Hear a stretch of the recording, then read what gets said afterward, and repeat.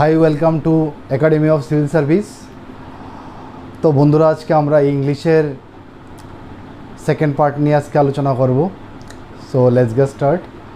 তো বন্ধুরা, আমরা লাস্ট ক্লাসে দেখেছিলাম ভার্বের ফার্স্ট পার্ট আমরা অলরেডি পড়ে নিয়েছি। তো আজকে ভার্বের আমরা সেকেন্ড পার্ট নিয়ে আলোচনা করব এবং ভার্বের সেকেন্ড পার্টের মধ্যে আমরা আজকে শুরু করব লিঙ্কিং ভার্ব থেকে।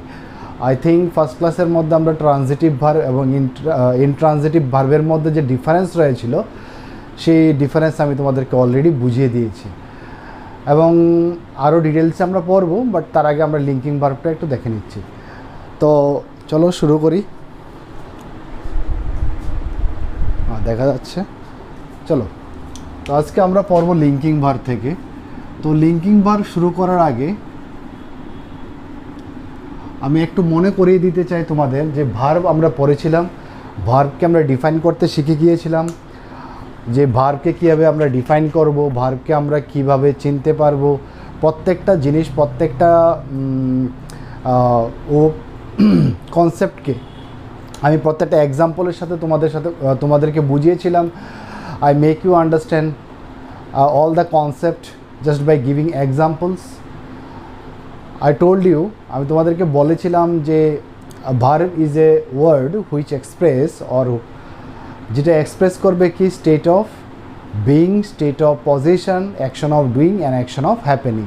এবং এই চারটা কনসেপ্টকে বোঝানোর জন্য আমি চারটা এক্সাম্পল দিয়েছিলাম এবং প্রত্যেকটা তোমাদেরকে বুঝিয়েছি। এবং ভার্বের টাইপস বা ভার্ব কয় প্রকার, ভার্বের টাইপসও আমরা আলোচনা করেছি। ভার্ব জেনারেলি 3 টাইপস হয়। তার মধ্যে আমরা বলেছিলাম ফাইনাইট, এটা নন ফাইনাইট, একটা হচ্ছে হেল্পিং। তো ফাইনাইটকে আমরা ফার্দার 3 ভাগে ডিভাইড করেছি, ট্রানজিটিভ, ইনট্রানজিটিভ, আর একটা হচ্ছে লিঙ্কিং। নন ফাইনাইটকে 3 ভাগে ডিভাইড করা যায়, জিরান্ড, ইনফিনিটিভ, পার্টিসিপল। আর হেল্পিংকে 2 ভাগে ডিভাইড করা যায়, একটা হচ্ছে মডালস, একটা হচ্ছে প্রাইমারি হেল্পিং ভার্ব। তো আজকে আমি অলরেডি শুরু করেছিলাম ফাইনাইট থেকে। তো ফাইনাইটের মধ্যে ট্রানজিটিভ এবং ইনট্রানজিটিভ এটা তোমাদেরকে বুঝিয়েছি এবং এটাকে আমি আরও ডিটেলসে এক্সপ্লেন করব, আজকেই করব। তো চলো আজকে আমরা লিঙ্কিং ভার্ব দিয়ে শুরু করি। ওকে, তো লিঙ্কিং ভার্ব কী এবং লিঙ্কিং ভার্বকে আমরা কীভাবে এক্সপ্লেন করব। দেখো, প্রথমত লিঙ্কিং ভার্ব যদি বুঝতে হয়, তো লিঙ্কিং ভার্বকে বুঝতে হলে আমাদের একটা জিনিস বুঝতে হবে যে subject plus is, am, are, was, were plus complement.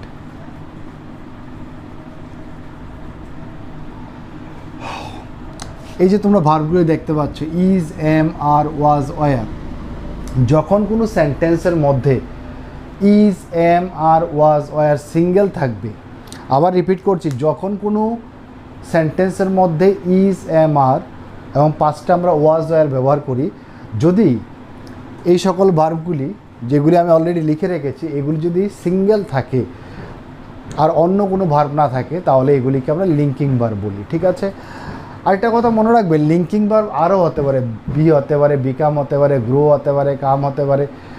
তো এগুলি সম্পর্কে আমি চর্চা করব যত আমরা সামনের দিকে এগিয়ে যাব। We have to learn all the concepts of linking verb.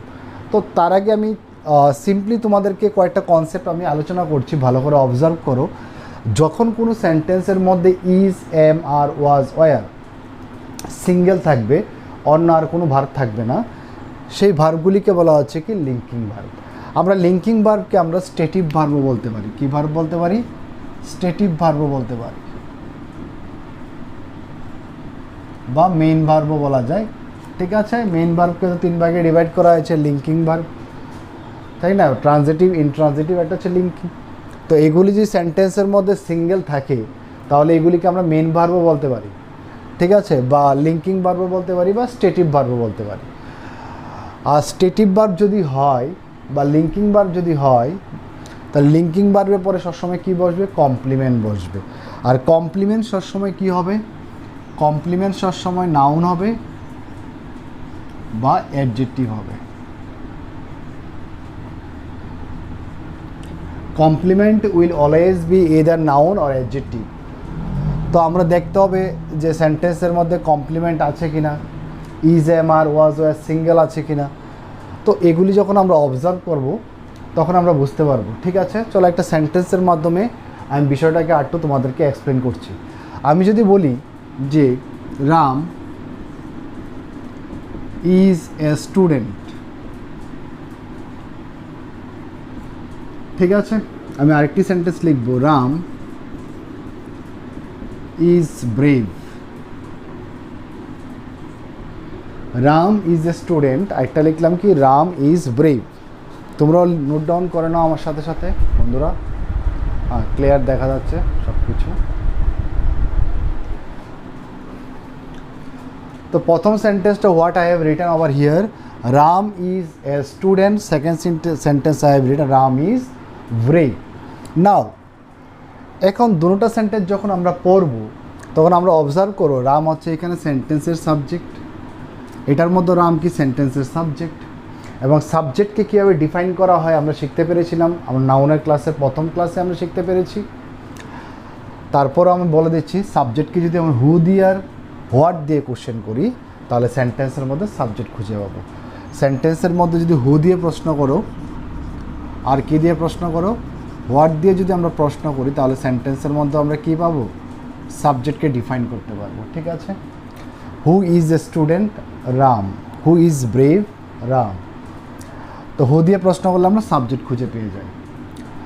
এখন এখানের মধ্যে দেখো ইজ সিঙ্গেল আছে, এরপরটার মধ্যে কি আছে, ইজ সিঙ্গেল রয়েছে। তো আমি তোমাদেরকে ডিফাইন করতে গিয়ে কী বলেছিলাম, লিঙ্কিং ভার্বের লিঙ্কিং ভার্ব হচ্ছে যে ধরো একটা সেন্টেন্স রয়েছে, সেন্টেন্সের মধ্যে যদি কোনো is, am, are, was, were single থাকে আর অন্য কোনো ভার্ব না থাকে তাহলে ওই সকল ভার্বগুলিকে আমরা বলবো লিঙ্কিং ভার্ব। তাহলে এখানের মধ্যে ইজ কী ভার্ব হবে, লিঙ্কিং ভার্ব হবে। কী ভার্ব হবে, লিঙ্কিং ভার্ব বলো, স্টেটিভ ভার্ব বলো বা মেন ভার্ব বলো, all of them are correct. ঠিক আছে, তাহলে এটাও কী হবে, লিঙ্কিং ভার্ব হবে। এতটুকু তো বুঝে নিলাম। তারপর আমরা বললাম কি যে লিঙ্কিং ভার্বের পরে কি বসবে, কমপ্লিমেন্ট বসবে। Complement will be either noun or adjective. এখন আমরা ডিফাইন কীভাবে করবো কোনটা নাউন আর কোনটা অ্যাডজেক্টিভ, চলো দেখে নিচ্ছি। দেখো এখানে সেন্টেন্সের মধ্যে এ কি, এ হচ্ছে এখানে ডিটারমিনার, আর স্টুডেন্ট কি, স্টুডেন্ট হচ্ছে এখানে নাউন।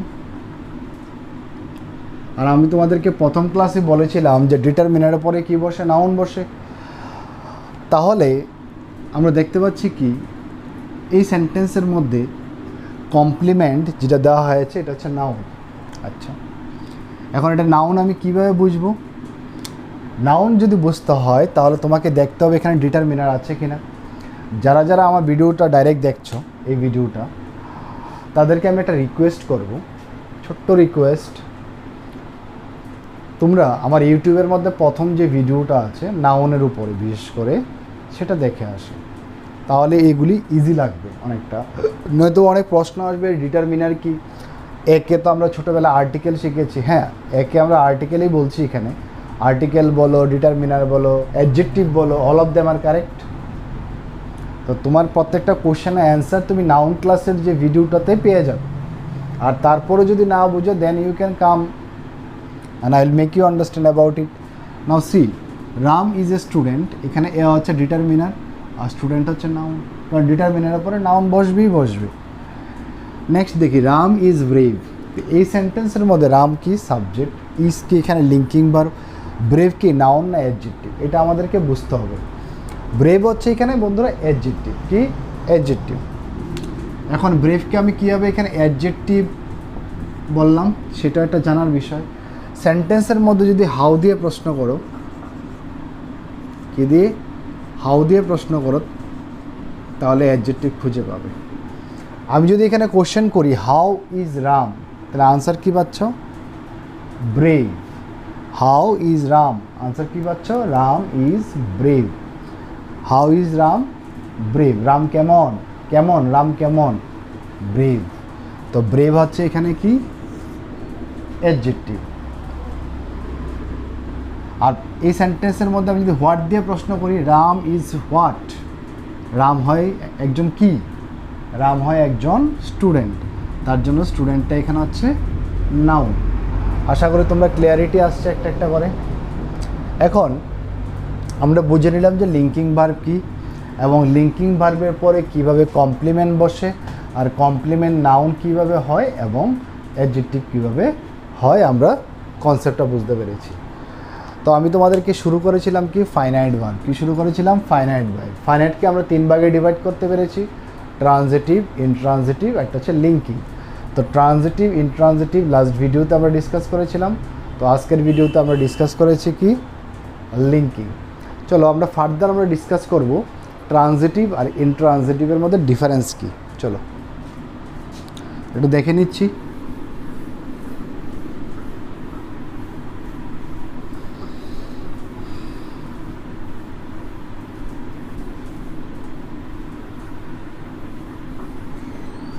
দেখো বা পাশে লেখো ট্রানজিটিভ ভার্ব,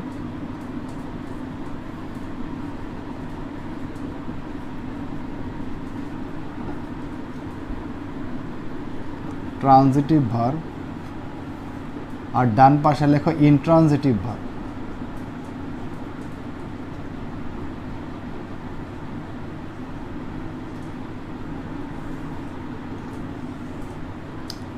বা পাশে লেখো ট্রানজিটিভ ভার্ব, রাইট পাশে লেখো ইনট্রানজিটিভ ভার্ব। এখন ট্রানজিটিভ ভার্ব এবং ইনট্রানজিটিভ ভার্বের মধ্যে পার্থক্য কী? প্রথমত একটা কনসেপ্ট আমাদের বিল্ড আপ করতে হবে যে transitive verb action verb,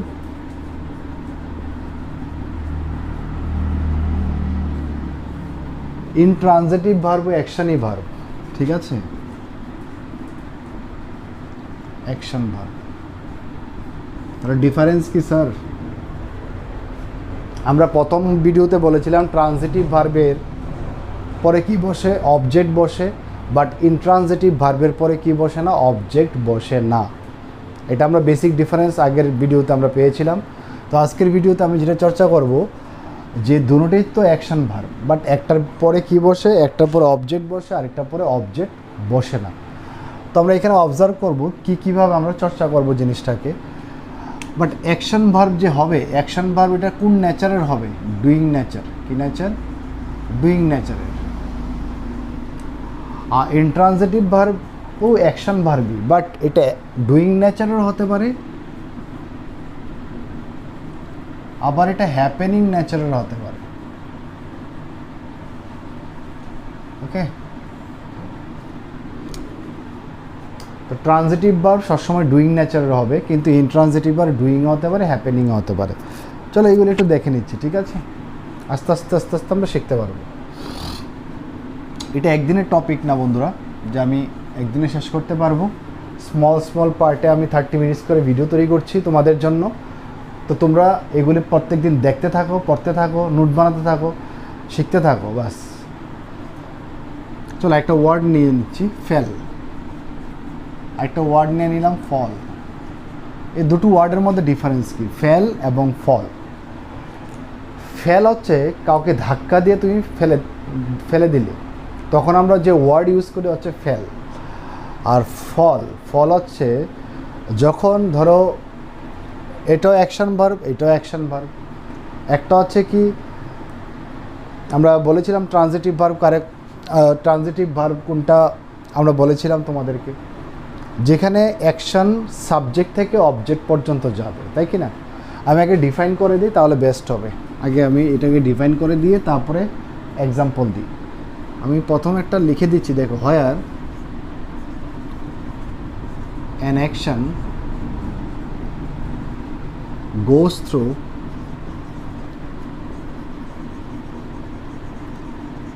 subject to object, subject to object. Where an action goes to subject to object, that means suppose ধরো তুমি একটা কাজ করছো এবং তার যে ফলাফল আরেকজন পাচ্ছে। মনে করো আমি তোমাদেরকে পড়াচ্ছি, তার রেজাল্ট কে পাচ্ছ? তোমরা পাচ্ছ। তো আমি যদি কোনো অ্যাক্টিভিটি করি, তার রেজাল্ট তুমি পাচ্ছ। That mean I teach you. তো টিচটা কী ভার্ব হবে এখানে? ট্রানজিটিভ ভার্ব হবে। That means an action goes to subject থেকে অবজেক্ট পর্যন্ত যাবে। বাট ইনট্রানজিটিভ ভার্বের ক্ষেত্রে কী হবে? হোয়ার an action does not go through subject to object. Where an action does not go through subject to object. বন্ধুরা লিখে নাও তোমরা, চেক করছি সব কিছু দেখা যাচ্ছে কিনা ঠিকঠাক। Where an action does not go through subject to object, এটার মানেটা কি? এখানে তো অ্যাকশন তো হবে, বাট মনে করো সাবজেক্ট যে অ্যাকশন করবে সে অ্যাকশানের পর তার যে রেজাল্ট বা তার যে ফলাফল সেটা অবজেক্ট পর্যন্ত যাবে না, সেটা তার নিজের মধ্যেই সীমাবদ্ধ থাকবে। যেমন একটা আমি এক্সাম্পল দিচ্ছি এখন, একটা দেখো, আমি যদি সাপোজ একটা এক্সাম্পল দিই এখানে, আই এম টিচিং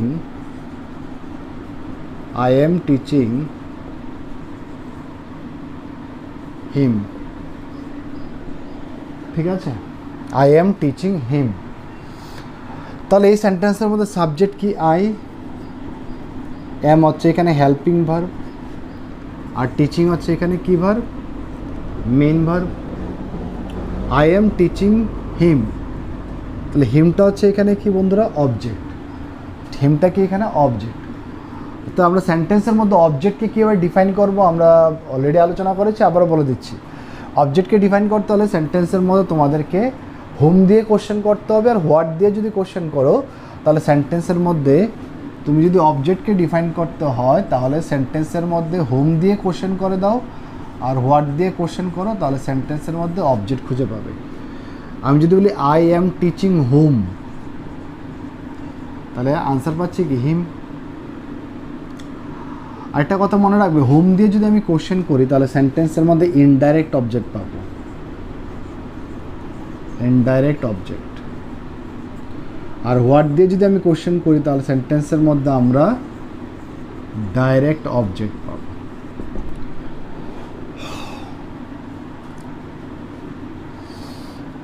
ঠিক আছে, তো আমি দেখলাম যে আই এম টিচিং হিম, তো এই সেন্টেন্সের মধ্যে দেখো আমি প্রশ্ন যদি করি I am teaching him, that means এটা হচ্ছে অবজেক্ট,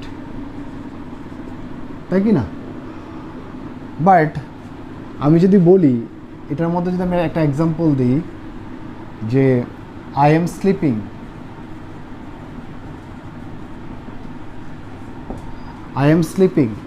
যখন আমি বলছি আই এম স্লিপিং, যদি আমি ঘুমাচ্ছি, তাহলে আমি যদি ঘুমাই তার রেজাল্ট কি একজনের হবে? যদি আমি ঘুমাই তাহলে একজনের কি ঘুম হয়ে যাবে? তোমরা নিজেরাই বলো। সাপোজ ধরো তুমি যদি বাড়িতে ঘুমাচ্ছ, সাপোজ এখন তুমি ঘুমাচ্ছ, তো তাতে কি একজন ব্যক্তির ঘুম হয়ে যাচ্ছে? নিশ্চয়ই না, তোমারই ঘুম হচ্ছে। তো এতে তো কারোর রেজাল্ট কেউ পাচ্ছে না, তার রেজাল্ট কেউ পাচ্ছে না। তার জন্য দ্যাট মিনস তুমি যে ঘুমাচ্ছ তার যে ফলাফল তোমার মধ্যেই সীমাবদ্ধ, লাভ কার হচ্ছে? তোমারই হচ্ছে। যাই হোক, লাভ হতে পারে, লস হতে পারে বেশি ঘুমলে, ডিপেন্ড আপ টু ইউ, সেটা তো আমি যাচ্ছি না। বাট আমার পয়েন্টটা হচ্ছে যে আই এম স্লিপিং মানে আমি ঘুমাচ্ছি, মানে তাতে কি হবে? তার যে রেজাল্ট কেউ পাবে না, তার রেজাল্ট আমার মধ্যেই সীমাবদ্ধ থাকবে, সেটাকে বলা হয় ইন্ট্রানজিটিভ ভার্ব। তার জন্য স্লিপিংটা হয়ে যাবে এখানে ইন্ট্রানজিটিভ ভার্ব, বাট এখানে টিচিংটা হবে কি ভার্ব? মেইন ভার্ব, কারণ টিচিংয়ের পরে এখানে কি আছে? অবজেক্ট আছে, হিম। আচ্ছা, এখানে আমরা একটা জিনিস দেখলাম, হোয়াট দিয়ে যদি কোশ্চেন করি আমরা ডাইরেক্ট অবজেক্টও পাই। সাপোজ ধরো এখানে আমি একটা সেন্টেন্সটা একটু বড় করে দিচ্ছি, আমি যদি বলি I am teaching him English, I am teaching him English. যদি তোমরা একটু ভালো করে অবজার্ভ করো তাহলে আই হচ্ছে সাবজেক্ট, এম হচ্ছে এখানে helping verb, teaching main verb, him এখানে অবজেক্ট, ইংলিশও এখানে অবজেক্ট। এখানে অবজেক্ট কয়টা ভাই? দুটো, এটাও অবজেক্ট, এটাও অবজেক্ট। এখন আমি যদি প্রশ্ন করি আই এম টিচিং হোম, তাহলে এটা হবে indirect object. I am teaching him what, এটা হবে ডাইরেক্ট অবজেক্ট। তাহলে এখানে হবে, এটা হবে ডাইরেক্ট অবজেক্ট, এটা হবে ইনডাইরেক্ট অবজেক্ট।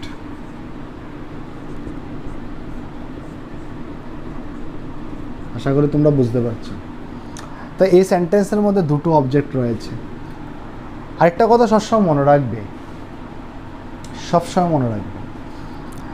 যখন কোনো সেন্টেন্সের মধ্যে একটা অবজেক্ট থাকবে, সিঙ্গেল অবজেক্ট, যেমন ধরো এখানে হিম ছিল, এখানে অবজেক্ট সিঙ্গেল আছে, আর কোনো অবজেক্টই নেই। আই অ্যাম টিচিং হিম, এই সেন্টেন্সের মধ্যে আর অন্য কোনো অবজেক্ট নেই। যেহেতু নেই, তার জন্য এটাকে আমরা সবসময় ডাইরেক্ট অবজেক্ট আমরা মনে করব। কেন? যেহেতু এই আমরা কি বলেছি, যদি হোম দিয়ে কোশ্চেন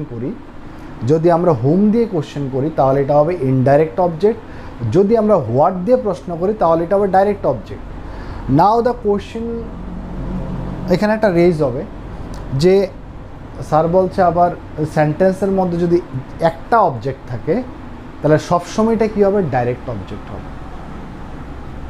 ঠিক আছে, এটা মাথায় রাখবে, এটা সবসময় মাথায় রাখবে যে সেন্টেন্সের মধ্যে যদি একটা অবজেক্ট থাকে তাহলে এটা সবসময় ডাইরেক্ট অবজেক্ট হবে। তাহলে এটা এখানে কী হবে, ডাইরেক্ট অবজেক্ট। তো এতটুকু পর্যন্ত বুঝতে পেরেছ আশা করি। আর যদি সেন্টেন্সে দুটো অবজেক্ট থাকে তাহলে একটা হবে ডাইরেক্ট, একটা হবে ইনডাইরেক্ট। আর এটা বুঝতে পেরেছো স্লিপিং এখানে কী ভার্ব, ইনট্রানজিটিভ ভার্ব। কেন? এটার কোনো অবজেক্ট নেই। তাহলে আশা করি এই ডিফারেন্সটা তোমাদের ক্লিয়ার হয়েছে। সেকেন্ড ডিফারেন্সটা আমরা দেখব কি, দেখো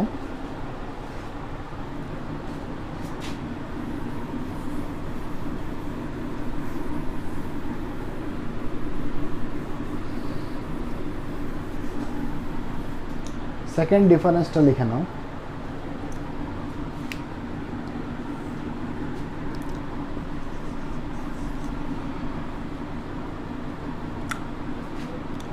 ইট মাস্ট হ্যাভ অ্যান অবজেক্ট, এটা তো আমি দেখলামই, it must have an object. তবে লিখে দিচ্ছি আর কি, তোমাদের মন থাকে। It must not have an object, এটা অবজেক্ট থাকবে না, তো এটা নট লাগিয়ে দাও। ইট মাস্ট নট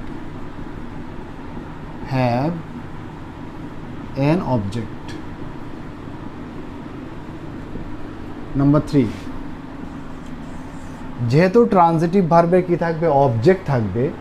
ভালো করে শুনবে, যেহেতু ট্রানজিটিভ ভার্বের কী থাকবে, অবজেক্ট থাকবে, তার জন্য এটাকে আমরা অ্যাক্টিভ থেকে প্যাসিভে চেঞ্জ করতে পারবো। আর ইনট্রানজিটিভ ভার্বের যেহেতু অবজেক্ট নেই, তার জন্য এটাকে আমরা অ্যাক্টিভ থেকে প্যাসিভে আমরা চেঞ্জ করতে পারবো না। তো দেখো, তাই এটাকে আমরা কি লিখতে পারি, we can change it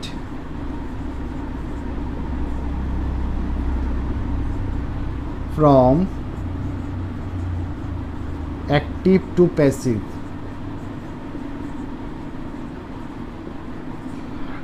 তো দ্যাট মিন ট্রানজিটিভ ভার্বকে আমরা অ্যাক্টিভ থেকে প্যাসিভে চেঞ্জ করতে পারবো। কেন? কারণ ট্রানজিটিভ ভার্বে অবজেক্ট আছে, আর এটাকে আমরা কি করতে পারবো না, চেঞ্জ করতে পারবো না। ঠিক আছে, we cannot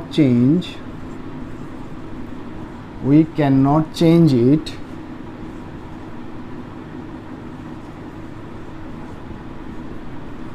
from subject to object।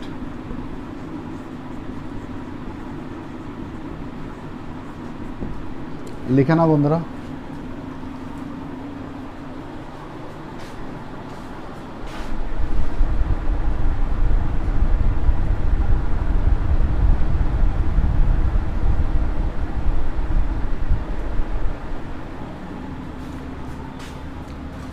We cannot change it from subject to object।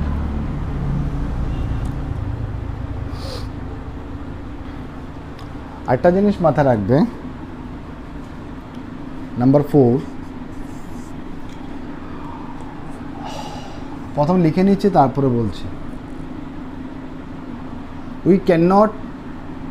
we can use reflexive pronoun, we can use reflexive pronoun with transitive verb, with transitive verb। ঠিক আছে, এটার মধ্যে কি লিখব? we cannot use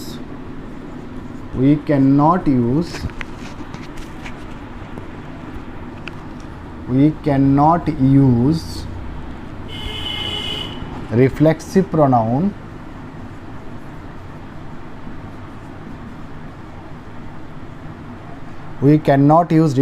pronoun with intransitive verb.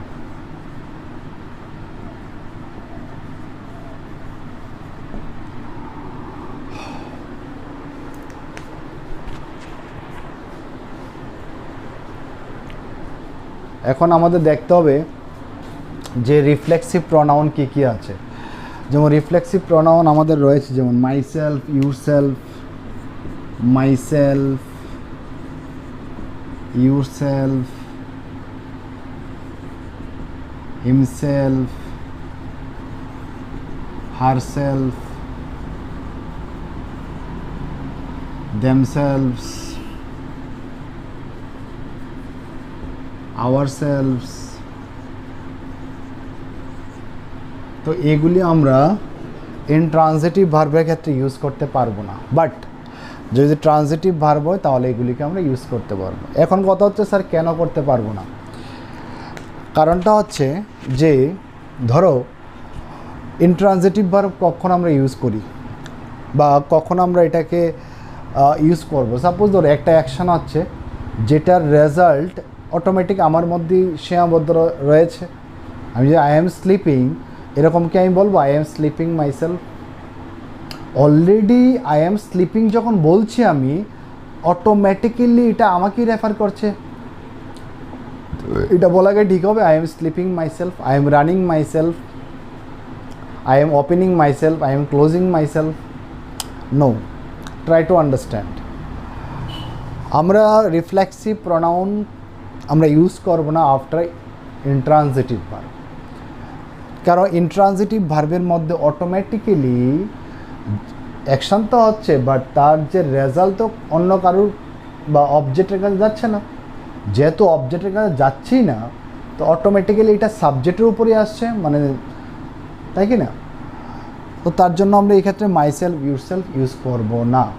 But যদি transitive ভার্বের ক্ষেত্রে হয় সেই ক্ষেত্রে আমরা এগুলি ইউজ করব। কেন?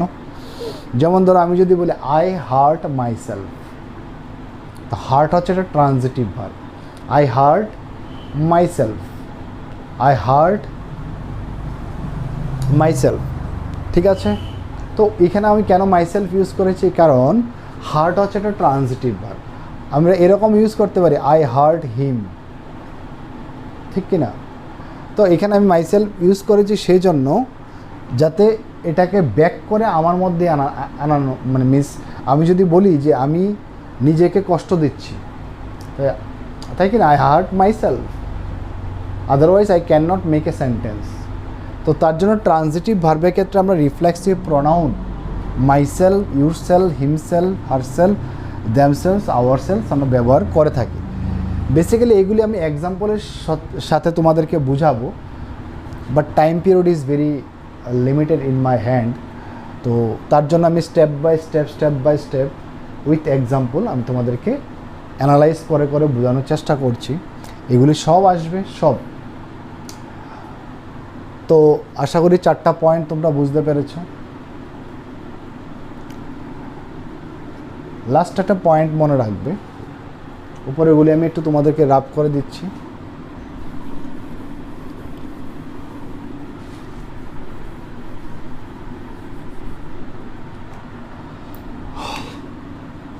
একটা পয়েন্ট মনে রাখবে, অলরেডি যদিও এটা আমি বলেছি তোমাদেরকে, লেখো do not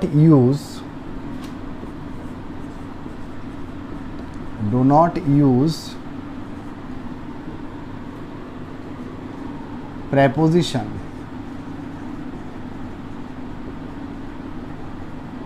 between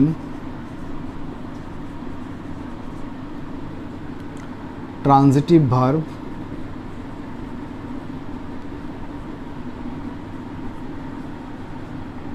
and its direct object.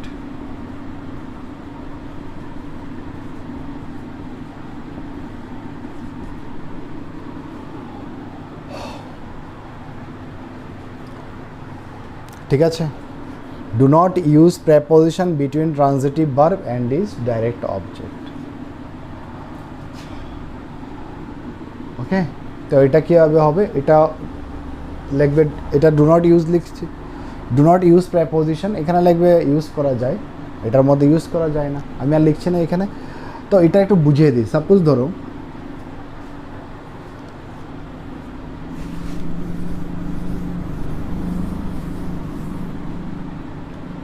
আমি যদি বলি আই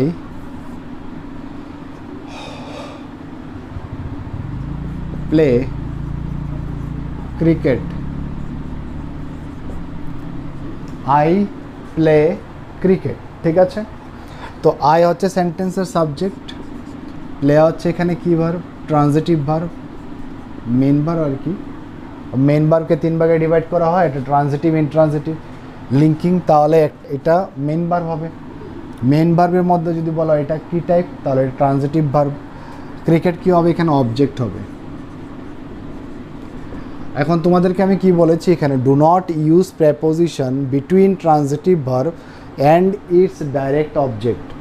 তাহলে এটা হচ্ছে একটা ট্রানজিটিভ ভার্ব এবং এটা হচ্ছে একটা অবজেক্ট, এবং ট্রানজিটিভ ভার্ব এবং তার অবজেক্টের মধ্যে আমরা কখনো এখানে প্রেপোজিশন ইউজ করতে পারবো না, সেটাই মাথায় রাখবে, ঠিক আছে। তো ডু নট ইউজ বা don't use preposition between transitive verb and is direct object.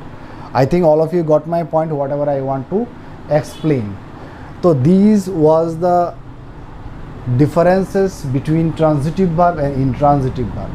I think all of you understood all the differences whatever I have told you as of now, and you should write it down and try to practice করতে থাকো as much as possible for you. আজকে আমরা theory part maximum discuss করেছি, কারণ theory part যদি আমি এটাকে discuss না করি then next part you can't understand. তো এটার মধ্যে আমরা কেন ডিসকাস করেছি, যখন আমরা পড়ব, সাপোজ কিছুক্ষণ আগে আমি একটা ওয়ার্ড লিখেছিলাম,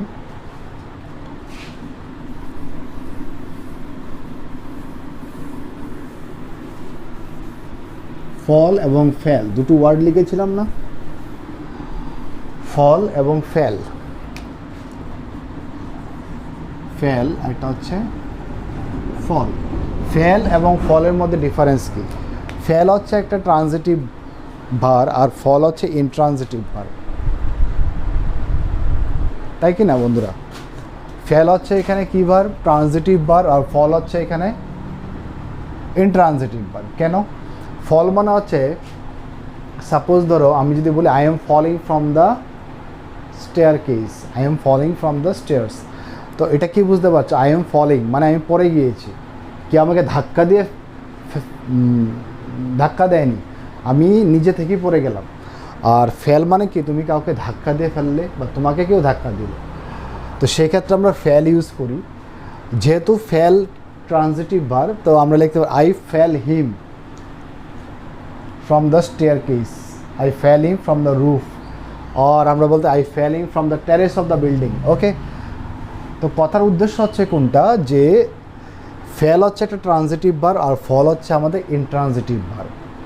কিন্তু আমাদের এই দুটো জিনিসের মধ্যে most of the students, most of the candidate, most of the aspirants, they could not understand what would be the differences between these words. তো আমাদেরকে এই কনসেপ্টগুলি খুব ভালো করে বুঝতে হবে, ঠিক আছে। তো এখানে আবার আমাদের ভার্বের কয়টা ফর্ম থাকে, 5টা, V1, V2, V3, V4, V5। এখন ফেলের 5টা ফর্ম আছে, এটারও 5টা ফর্ম আছে, সেগুলি সম্পর্কে আমাদের জানতে হবে। এখন ফেল, ঠিক আছে, ফেলিং, ফেলস, ফল, ফেল, ফলেন, ঠিক আছে, ফলিং, আর এটা হচ্ছে ফলস। তো এই 5টা ফর্মও জানতে হবে, প্লাস আমাদের এটাও বুঝতে হবে যে কোনটা কী ভার্ব। যেমন আমি তোমাদেরকে বললাম এটা ট্রানজিটিভ ভার্ব, এটা হচ্ছে ইনট্রানজিটিভ ভার্ব, এবং তাদের ইউজেস কীরকমভাবে করব এটা আমাদের জানবো। ফল, ফেল আছে, অ্যারাউজ, অ্যারাইজ, রেজ, রাইস, এরকম প্রচুর ওয়ার্ড রয়েছে বন্ধুরা, প্রচুর ওয়ার্ড রয়েছে। তো প্রত্যেকটা ওয়ার্ড আমি তোমাদের সামনে দাঁড়িয়ে এখানে ডিসকাস করব। বাট আজকের ক্লাসে এতটুকুই রাখবো। নেক্সট ক্লাসে আমাকে একটু মনে করিয়ে দেবে। আমি নেক্সট ক্লাসে আমি এই ফেল এবং ফল ইউজেস এবং ভার্বের যে 5টা ফর্ম থাকে এগুলি কি কি, এগুলি লিখে উইথ এক্সাম্পলের সাথে আমি তোমাদেরকে বোঝাবো। তো আজকের ক্লাসে এখানেই রাখবো। তো তোমরা সবাই নোট ডাউন করে রাখবে, নোটস বানাতে থাকো, শিখতে থাকো, ভালো থাকো, সুস্থ থাকো। Wish you all the best.